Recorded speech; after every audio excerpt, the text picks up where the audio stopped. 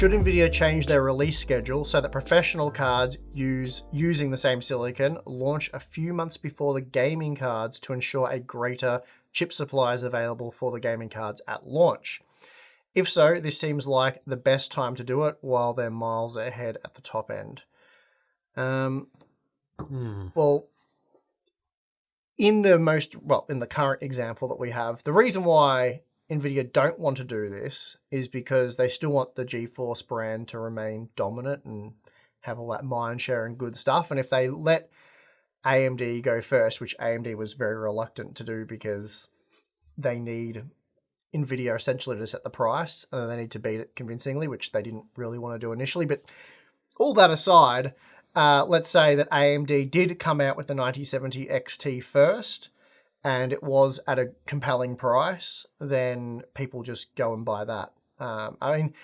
Can cause a sort of issue where people are going to wait, but it depends on how long the delay is as well. Like, what is a reasonable enough delay for this sort of effect to take place? And I would think it'd be at least 6 months, really, before the demand for those products starts to cool off, where they can justify allocating silicon to the GeForce line. Are they going to let AMD go 6 months ahead? Can't imagine that being a thing. People aren't going to wait 6 months. So if they wanted to upgrade and they'd been waiting years to upgrade, they would just buy a 9070 XT, and then Nvidia starts to forfeit market share, essentially. So, and it's just bad for the brand and everything. It makes them look like they're behind the 8-ball. And yeah, that's sort of my view on why they wouldn't do that. I think as well, the silicon allocation probably isn't that different. They've probably already pre-allocated, even if they release the Pro card later, they've probably pre-allocated all that silicon anyway. So it's not necessarily turning 5090s into those cards. They've already decided, especially in the case of the RTX Pro 6000, it's a higher core configuration version of a 5090. It's more of that GPU die enabled. So theoretically, they were right from the start of making those cards, they were binning the best silicon to go into that card, which they wait until they've got enough of, then launch it. Meanwhile, the slightly lower bins go to the 5090. And so potentially it doesn't really make too much difference when it launches as to the allocation of those things. Yeah, if they'd bin them and waited 6 months though and built up inventory, because we saw the 9070 for XT, for example, that was a mouthful for some reason. The 9070 XT, for example, if that was released in January, there would have been significantly less volume. So it would have sold out instantly, and you would have had a similar situation to what we have with the GeForce GPUs. So it's probably going to be more regular resupplies and whatnot. But having that 2-month buffer to build up inventory really helped with the initial release. I guess it depends if would they actually build it up in that way as you're suggesting, or would they get the reverse effect? Because effectively, if they launch the 5090 first, then they're just skimming off the top and building inventory for the other card.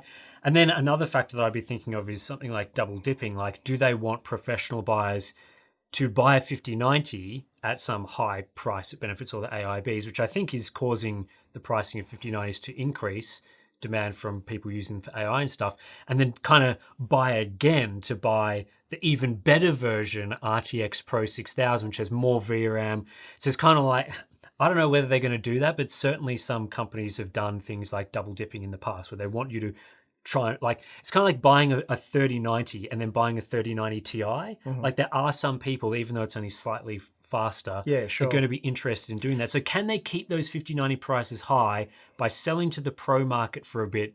Then as that demand starts to die off from the pro people, goes back to the gaming market, then you launch with the pro card. Yeah, I guess you could say this proposed strategy, it's not clear that would actually help at all, and it would just hurt.